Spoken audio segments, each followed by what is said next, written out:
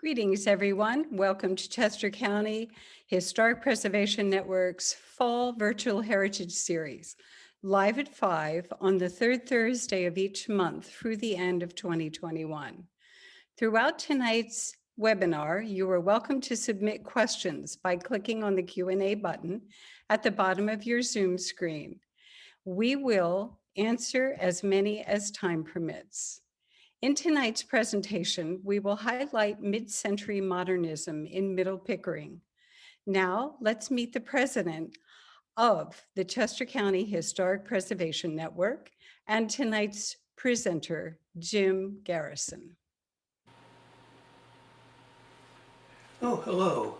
I'm Jim Garrison, president of the Chester County Historic Preservation Network and chairman of the East Pikeland Historical Commission. I've been an architect for 40 years, and as you can see, I've been collecting books for much longer. And I started out by collecting books from some of my architectural heroes, such as Frank Lloyd Wright. One of Philadelphia's greatest architects, Lou Kahn. And one of the greatest architects of the 20th century, Le Corbusier. I also have a well-worn copy of Design of Cities, Ed Bacon's seminal work on city planning. It begins in ancient Rome and ends up in Philadelphia at Penn Center. What I learned after moving here is that all of these persons share a common thread in their stories. They all interacted with Oscar Stonarov, who lived at Avonlea Farm right next to Pickering Creek, just down the road from my own house. Stonarov was an amazing person at the way he could bring people together, create dialogues, and also create great architecture. In 1971, an Italian journal summarized his career, which was tragically cut short by an airplane accident in 1970. What we'll learn in this presentation is about Stonarov's work, about its value to society, and how he interacted with this great cast of characters, and how that all happened right here in Chester County. Here I am, live at 5. So welcome everybody, and I think you'll find tonight's presentation very interesting. It's a multimedia presentation, so Kathleen and I have rehearsed it a number of times, and it always worked then, and I have no doubt that it'll work this time also. So we're going to start out with something that'll get you familiar with the area. I was fortunate enough to work with Benny Nine from the Chester County Planning Commission, and we flew a drone over the Middle Pickering Valley here. And so it's a great place to start our evening and have everyone become familiar with this little neck of the woods.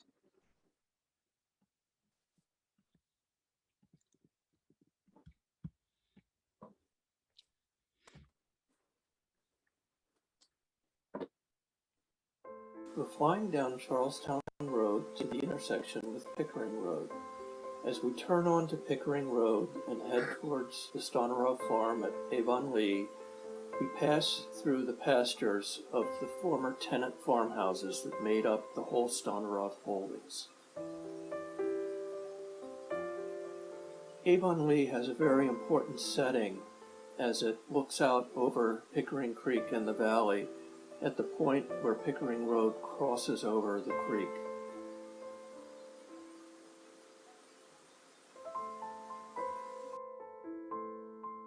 The Iron Truss Bridge across Pickering Creek was saved largely as a result of the interventions of the Stonarov family when it was slated for replacement early in 2000.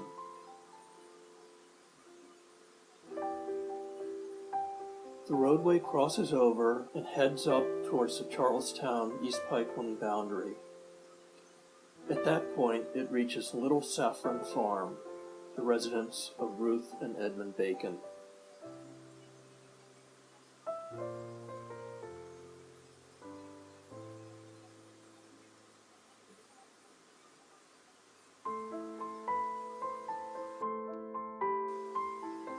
Coming back towards Avon Lee, we can see Pickering Creek at the base of the hill and the farm complex sitting on the side of the slope. There was originally a farmhouse there that was modified by Oscar Stonarov in 1939 to 1940, and where he lived until his death in 1970. His wife, Elizabeth Stonarov, known as Miss Betty, lived there until 2003. In 2005, the house was enlarged and the barn refurbished.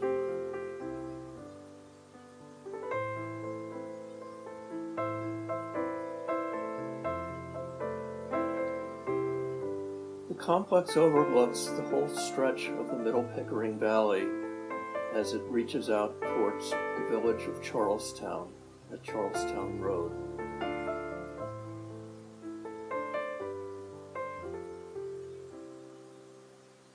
Along the way, Pickering Road is the location of several tenant farmhouses now occupied by members of the Stonarov family. Much of this land is under conservation easement with the French and Pickering Conservation Trust, and it preserves areas that are vital to many species, including a pair of nesting bald eagles in the wetlands by the creek.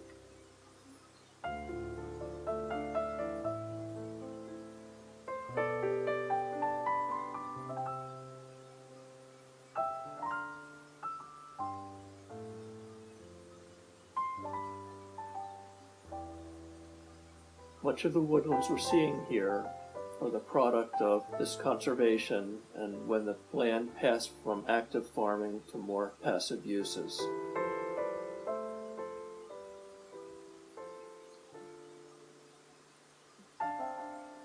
As we come up to the end of the Stonarov properties where Pickering Road makes a sharp bend towards Charlestown, we'll see another important Stonarov building up on the hillside. It is a house of Lucius Kroll, a painter with the Pennsylvania Academy of Fine Arts and active also in the Chester Springs studios.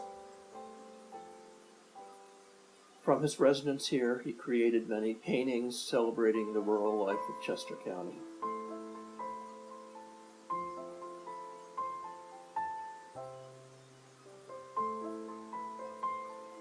As we get ready to leave the valley, we look again across Charlestown Road as it climbs the hill towards Phoenixville and see the pastures of Broadwater Farm. The farm complex itself is located on the south slope of the hill overlooking Pickering Creek.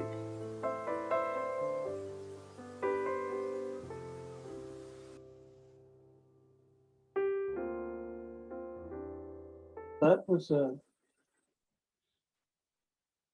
flyover to get you familiar with the area in which all of this activity occurred.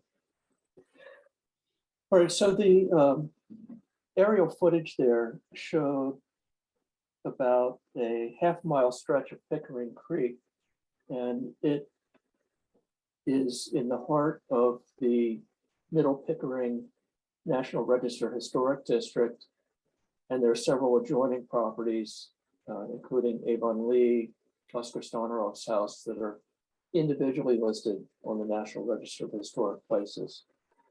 So this is a fairly small area with an incredibly rich history of buildings and people. But what's even more amazing are the persons associated with the people who lived here. And in the 1930s, a number of disparate strands came together to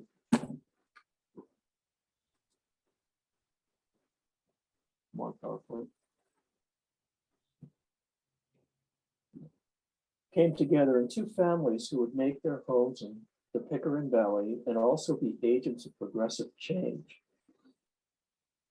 The Stonarov and Bacon families, in their joint and separate activities, were major forces in social programs that found their expression in buildings, city plans, and the labor movement, early childhood education, and public policy.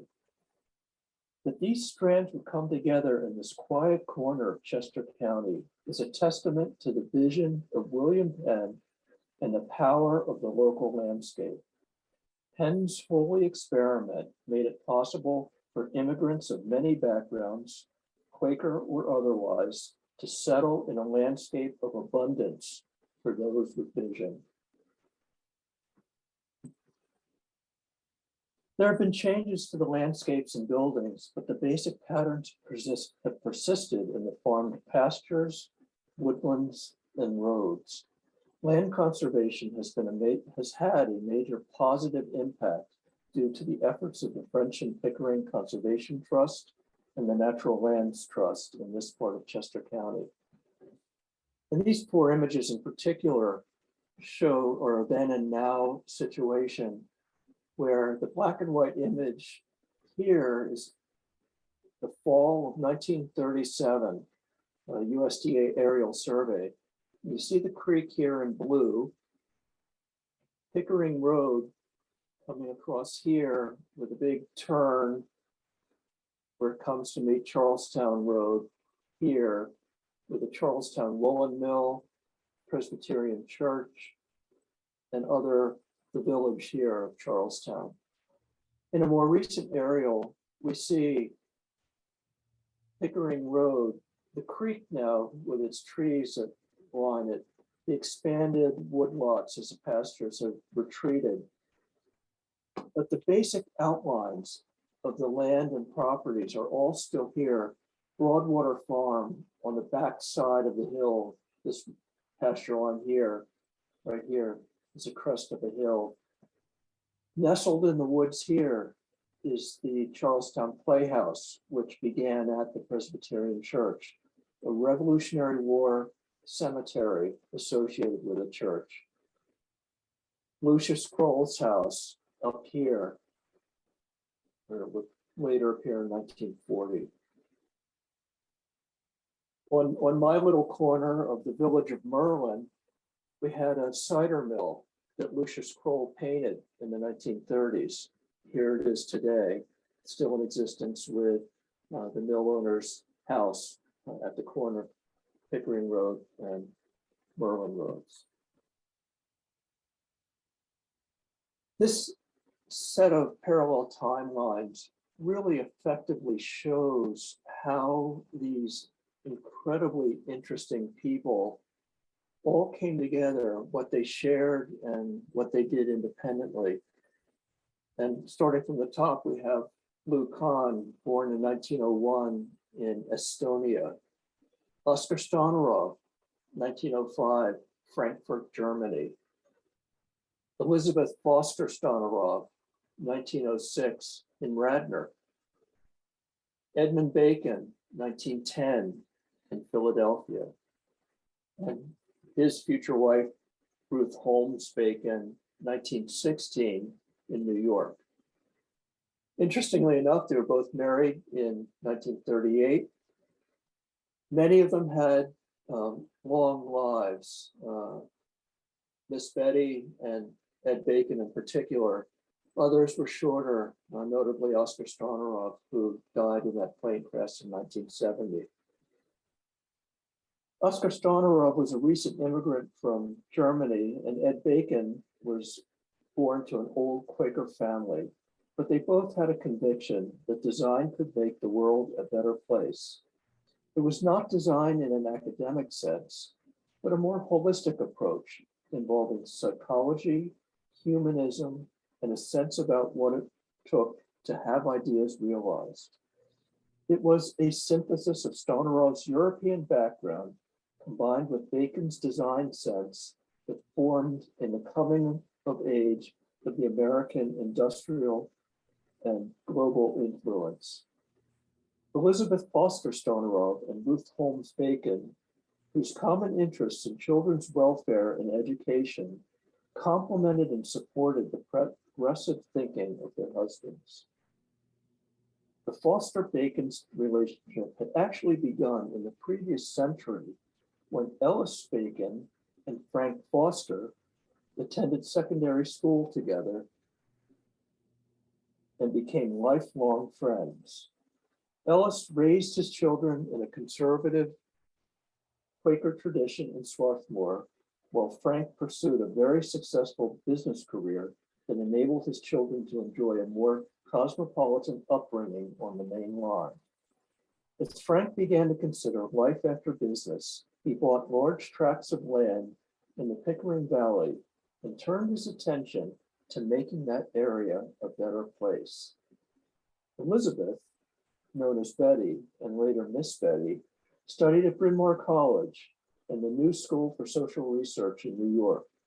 Her interests in education and associations through the faculty at Bryn Mawr brought her in contact with a housing study for the hosiery workers union that culminated in the design and construction of the Carl Mackley houses designed by her future husband. Ellis's son Edmund was also interested in planning as well as architecture after undergraduate architectural studies at Cornell, and then traveled and went on to further study at the Cranbrook Academy of Art in Michigan, then directed by Iliel Saarinen, the great Finnish architect and father of the better known architect Eero Saarinen. He recommended Bacon for a position of city planner in Flint, Michigan, which was expanding rapidly as a manufacturing center for General Motors. His tenure there had some controversies, probably a combination of his strong personality coming into conflict with some of the more conservative voices of the region. Recently married in 1938 to Ruth Holmes from New York, he returned to Philadelphia in 1939 to find an older industrial city ready for change, sparked by New Deal programs. At the heart of this timeline and tapestry was Oscar Stonerov, also newly married to Elizabeth Foster and eager to build on the success of the Carl Mackley houses completed in 1936. Stonerov was truly a Renaissance man, not only in the breadth of his knowledge, but because he was a humanist. He was born in Frankfurt on Main in Germany in 1905, the son of a structural engineer. Even as a youth, his interests were wide-ranging, from music, art, and architecture.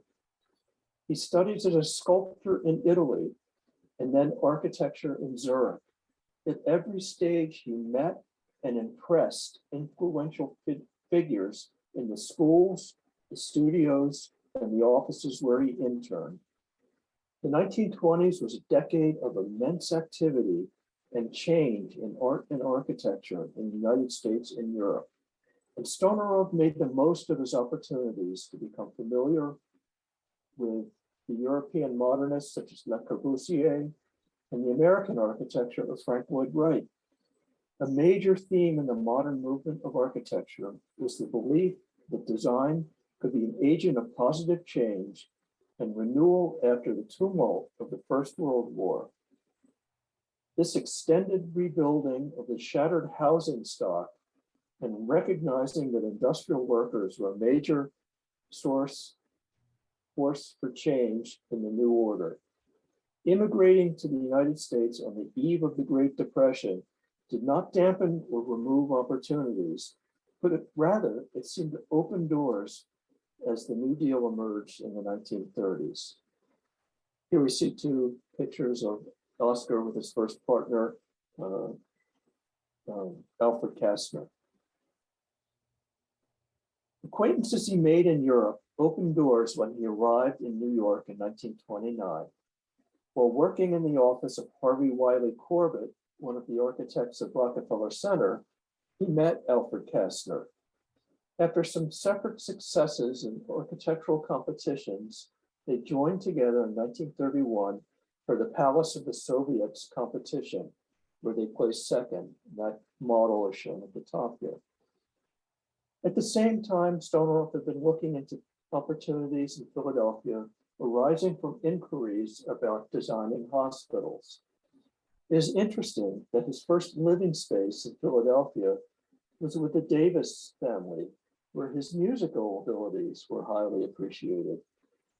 From there, he made contacts through the Quaker organizations such as the Friends Service Committee and Bryn Mawr College that ultimately led to John Edelman at the Hosiery Workers Union and the Mackley Commission. This life-changing work did more than introduce him to his future wife, in that it was the first public housing project of the New Deal, and it led directly to the establishment of what would become the Department of Housing and Urban Development.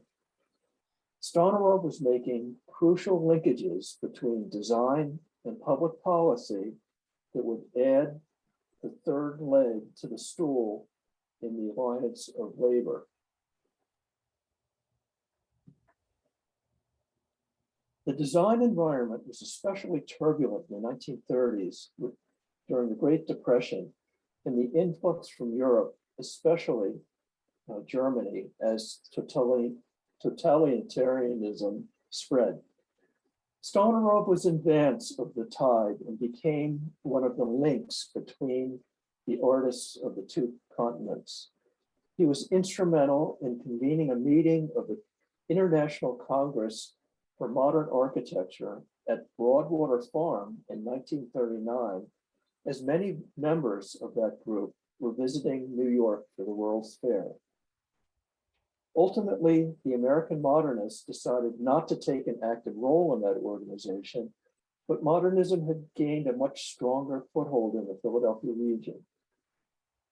At the same time, Louis Kahn had been attempting to establish himself in practice in the 1930s, working on and off with Stonerov's former partner, Alfred Kastner.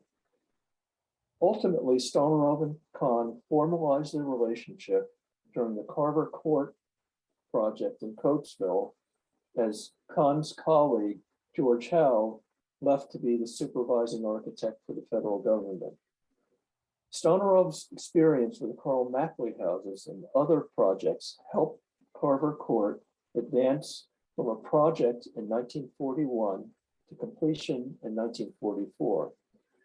Carver Court in Coatesville was just added to the National Register a few years ago, and it was constructed to provide housing for the Black steel workers at Lucan Steel. And it remains a very vital and lively area to this day. Kahn and Stonerov went on to design other larger housing projects and some single-family houses, along with various publications on houses, housing, and planning. An early joint project was the Bernard residence on French Creek in East Pikeland Township. Kahn, Stonerov, and Bacon worked together on projects leading up to the 1947 Better Philadelphia exhibition. But differences between the three ultimately left Kahn out of that project, and he left the partnership with Stonerov. Kahn would remain an important contributor to urban projects in Philadelphia, but it was probably his manner that prevented many of them from being realized. His design approach was different, running through many iterations and seemingly relying on a very special type of client who could coax construction documents out of Kahn's office. Frederick Guttheim had an interesting observation in his 1972 essay about Oskar Stonerov. He writes, Stonerov's decisive role in promoting the housing conference organized by the Women's Foundation, out of which grew the highly popular pamphlet, Houses for Family Living. Kahn joined in these propaganda and promotional activities, but as he later acknowledged, this was not his personal style of architectural creation. Kahn said in a later interview, I was always impressed with Oskar's crispness. Oskar was there. He saw implementation from the beginning. He deviated little from the original sketches. He was surprisingly full of a sense of commonality. The solutions came from the audience itself. He had tremendous power to convince a client that he would have something that he would be proud of. He knew what they would enjoy. So this was a fundamental difference between Stonorov and Kahn. Kahn was a very introverted, almost a mystic in terms of architectural design.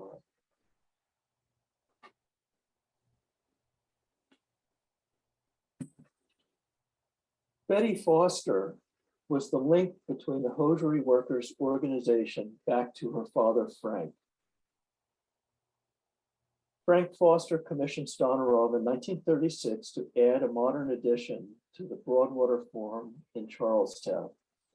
The photographs published in Architectural Record in 1937 show Betty enjoying the spaces that Stonorov created to add to that existing farmhouse.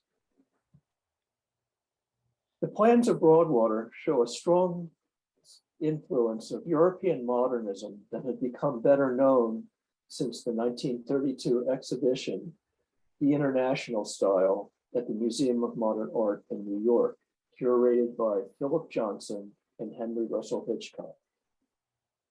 With her father, Betty was already thinking about how to improve educational opportunities for young children in the region. This came to be in a series of public elementary schools financially supported by Foster in several townships, East Pickering being one, Schuylkill, and Charlestown. And the Charlestown Playhouse, which Stonorov designed in 1938. It reflected advanced thinking in both architectural design and curriculum, and it showed how design was but one part of the overall program. The threads of child welfare, education, and regional planning were further strengthened when Ed and Ruth Bacon returned to the area after his own work in the city of Flint in Michigan. These ingredients had been nurtured in Europe and America, and they came together here for a 3-decade period of unmatched achievements led by this small group living in the Pickering Valley. When Ed and Ruth Bacon came back to Philadelphia in 1939, Stonorov was instrumental in having him purchase Little Saffron Farm from the Fosters. Bacon's work in Flint was well known, and the family connections suggested that getting together would yield great dividends. Together, they designed in addition to the old mill house at Little Saffron, with a 1-story pavilion that pierced the corner of the existing house.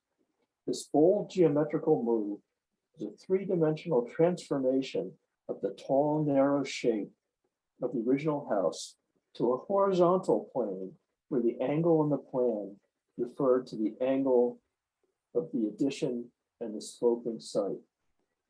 This simple, brilliant home was originally meant to be a place for Ruth's mother to live.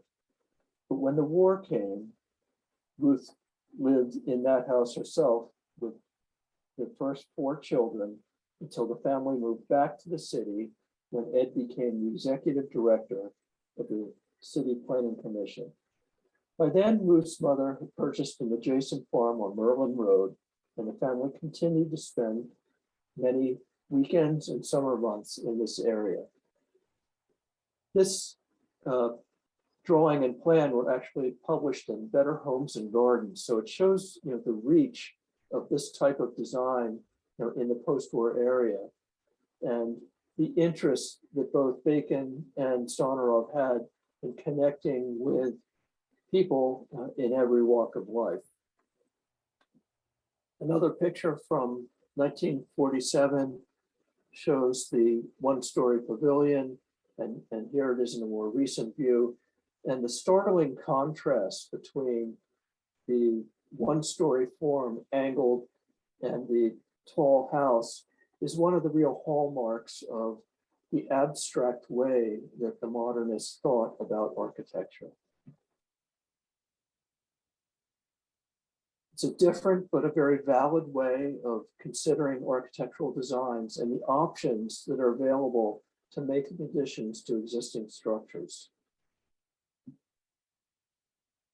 Inside, it was all about space and not about gutting the old house and taking everything out, but putting an addition on that complemented the cozy spaces of the original house while representing very dramatically how this addition pierced the fabric of that building.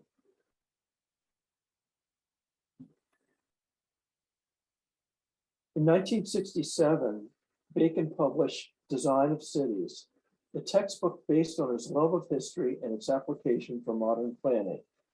The first chapter, The City as an Act of Will, shows how his thinking paralleled Stonerov. Bacon writes, "The building of cities is one of man's greatest achievements. The form of his city always has been and always will be a pitiless indicator of the state of civilization. This form is determined by the multiplicity of decisions made by the people who live in it. I contend that human will can be exercised effectively on our cities now, so that the form that they take will be the true expression of the highest aspirations of our civilization. Recent events in Philadelphia have proved incontrovertibly that given a clear vision of a design idea, the multiplicity of wills that constitutes our contemporary democratic process can coalesce into a positive, unified action on a scale large enough to change substantially the character of the city." And this is really speaking about what Bacon was able to accomplish between the late 1940s and 1970 when he retired. And that included removing the Chinese Wall, the Pennsylvania Railroad tracks, above ground railroad tracks going into Center City, Penn Center, Independence Mall, numerous public housing projects and redevelopment projects throughout the city. Philadelphia was a world model for urban redevelopment, and much of it has actually survived and remained viable in the 50 to 60 years since its completion. The book, Design of Cities, goes beyond pure design principles to the psychology of space and the perception into the processes for civic action and involvement, all presented within a historic timeline extending from ancient Greece to the present. Both Bacon and Stonerov understood the importance of psychology, presentation media, and stating big ideas simply. The two men and their families were very close, and what Frederick Guttheim had stated regarding the influence of family and environment on Stonerov might be applied equally to Bacon. Their children formed the nucleus of the Charlestown Playhouse, and together they rebuilt and reshaped some of the Pickering Creek mill dams to create places for swimming, including a special pool known as the Deep End. Their communal Sunday lunches were lively discourses with many visitors to add depth and color. I just love this picture of Ed sitting in little saffron. You can see in the black and white view, he's up in the corner there, overlooking the creek, enjoying the peaceful environs of the area. Bacon and Stonerov had the opportunity to work together in the public realm in 1947 with a Better Philadelphia exhibition set up in the downtown Gimbel's department store at a cost of $340,000, where over 400,000 people visited during its run. The large models lived on and were successfully updated at the Commercial Museum in West Philadelphia, next to the old Civic Center, where Children's Hospital now stands. At the time, the ideas were revolutionary, involving preservation of large parts of the historic core, new multimodal transportation infrastructure, the redevelopment of Center City with the removal of the Chinese Wall, and finally the relocation of other industrial sites that would free up space for residential development close to the city center. The form of the exhibition was as new as the idea, with a large model itself costing $50,000, where different redevelopment areas could be rotated for a before and after view. The graphics were large and depicted in a way that was accessible to the popular audience.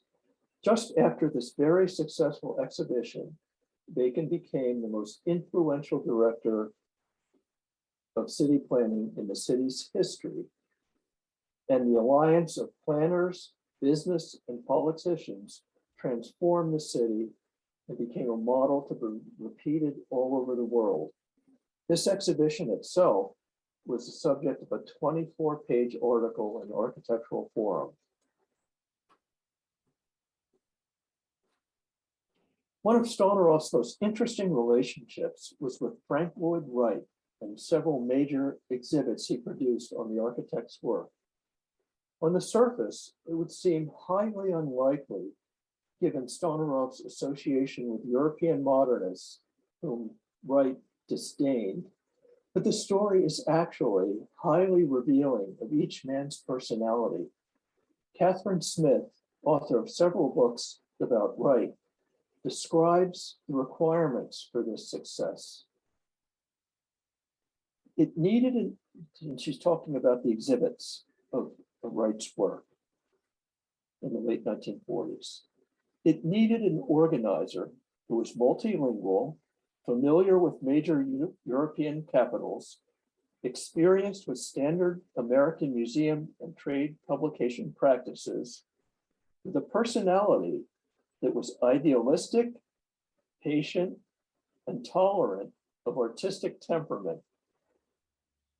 Now, there she is describing what it would take to work with Frank Lloyd Wright, but you might imagine that Oskar Stahneroth, while possessing many of those characteristics himself, no doubt had his own strong personality.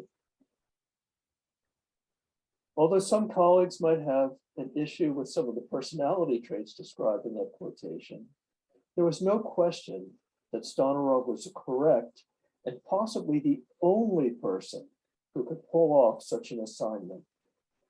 It was a process of extraordinary international diplomacy, as the first exhibit was to be in Italy.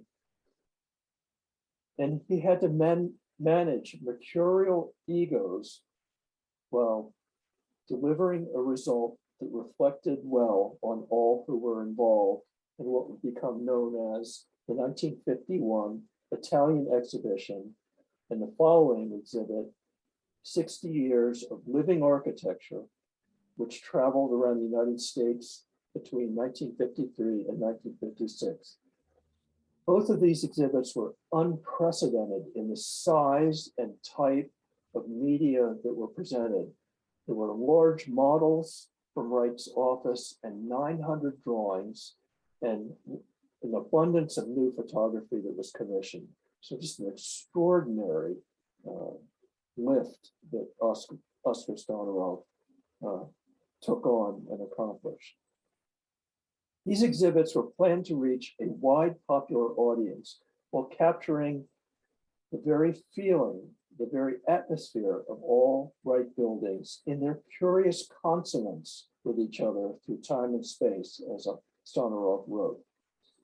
In light of Wright's often strained relationship with the rest of the profession and critics, he and Stahneroth found a common ground, and Stahneroth introduced both organization and artistry to the portrayal of the work.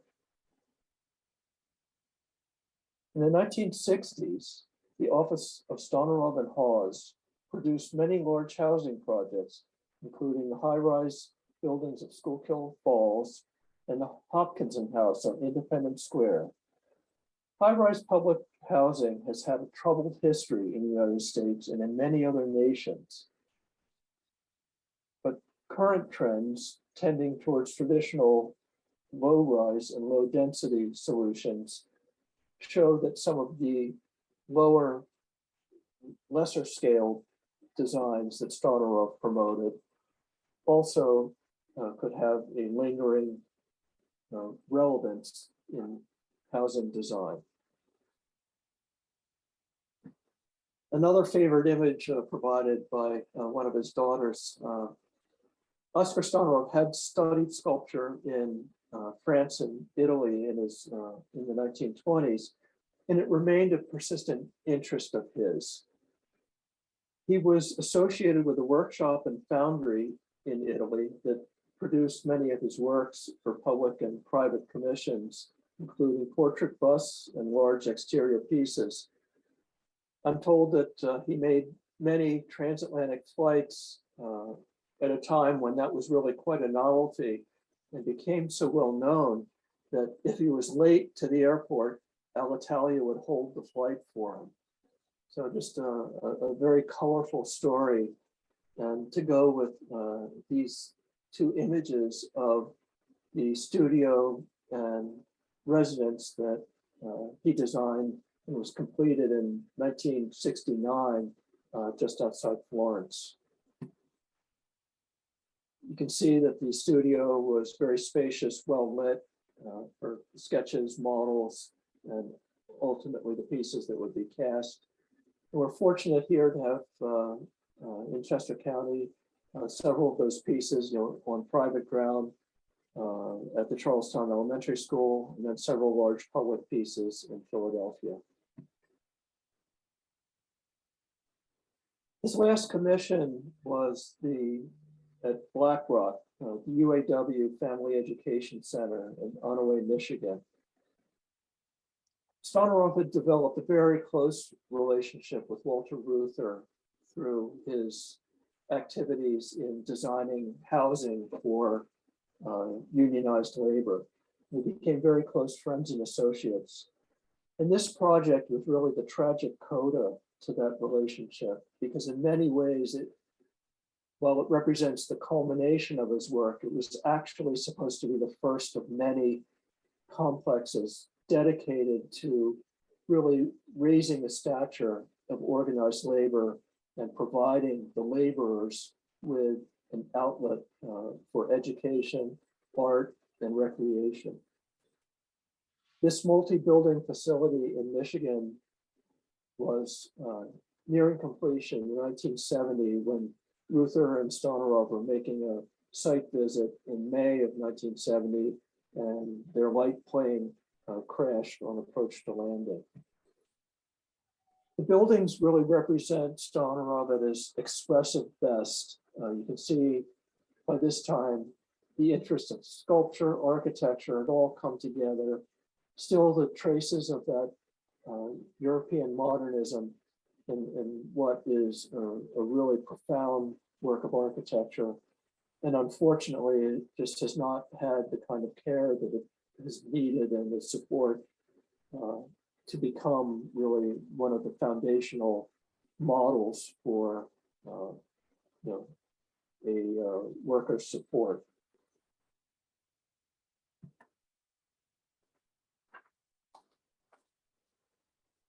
The Charlestown Playhouse was designed and constructed in 1938. It has all the hallmarks of European modernism. In 1938, this represented the absolute cutting edge in architecture, the strip windows, the plain wall surfaces, the horizontal layout. And you can see today, it has maintained much of that same form, and it still functions beautifully as designed. And how often can you say that about a structure now 80 years old? It was also published in Architectural Record, and I love this cutaway view of it because it shows how simple the building was. It was all about play. It was about providing space for children to interact in a very unstructured layout. I did not go in to see if the fireman's pole and sliding board are still there, but if they are, I'm sure they probably have higher railings on them now.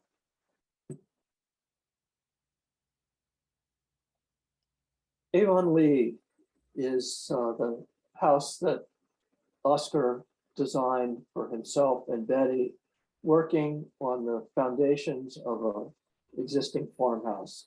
I'm going to bounce out right now.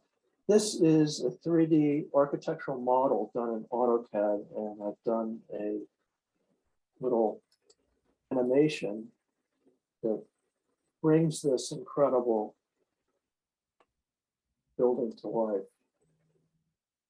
So this shows the original house here, completed the house and studio in 1940, and then a small guest house that was added later by Stonewall. A really incredible piece of architecture, probably one of the most important modern movement country residences in the United States, in the way it showed the way a modern building could fit into a rural landscape.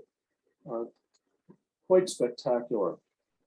These photographs from architectural record in 1940 show how radical this building was for its time. The sculptural quality, the way it floats above the landscape, it is a very literal translation of all of the aspects of European modernism espoused by Le Corbusier and Mies van der Rohe and the other members of the international school in Europe. The plans show how the original farmhouse, the stone L-shaped building, was added onto, and how a completely new volumetric space was created inside it. The original basement became a two-story living room, and you can see the stairway going up the lower left to the entrance hall, and from there a winding stair up to the bedroom level above. It as I said, a really original and amazing transformation of an 18th century farmhouse to an up to the minute work of modern architecture.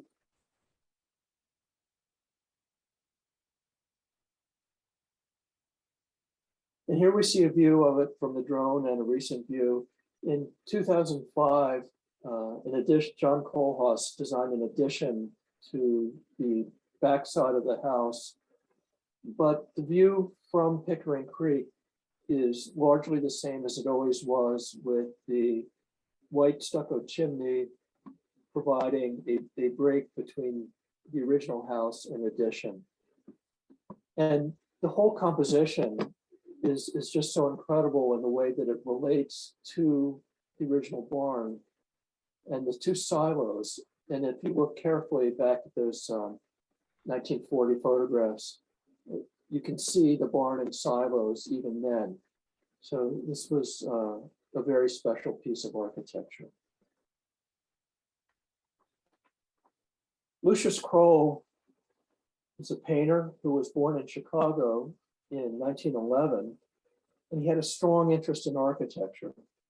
After some time in college, he came to the summer Pennsylvania Academy of the Fine Arts program in Chester Springs, after which he attended the Tyler School of Art at Temple and the Pennsylvania College of Art in Center City.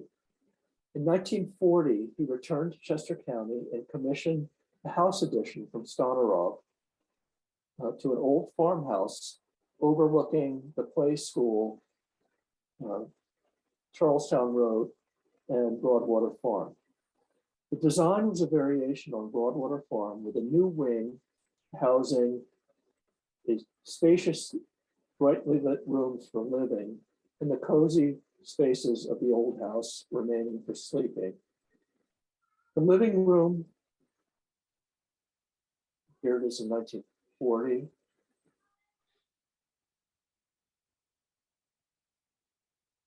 The living room, with its marble wall, was a reference to the modern movement, where the qualities of the materials, rather than intricate details, made the statement.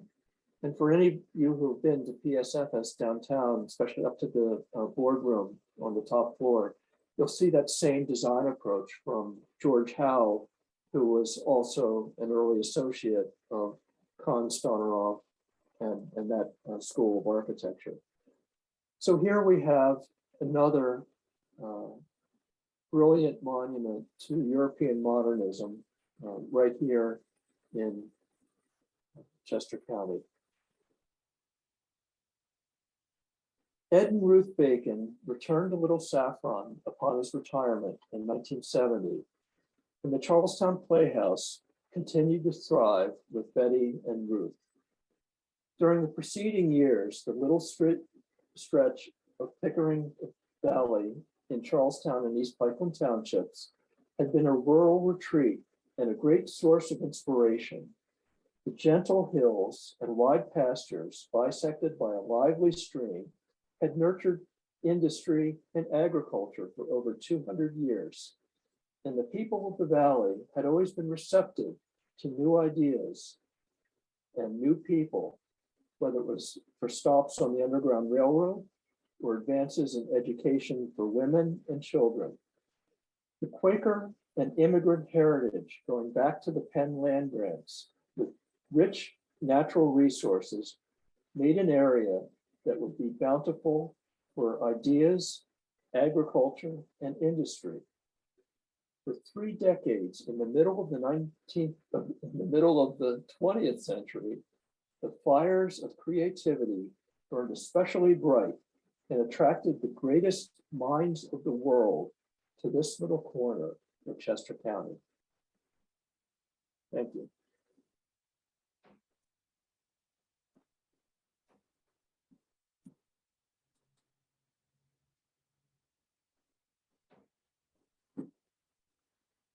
I guess I'll start. I know we want to have some time for questions, so I'm going to very, very briefly share a couple of sources with you if you're interested in these people.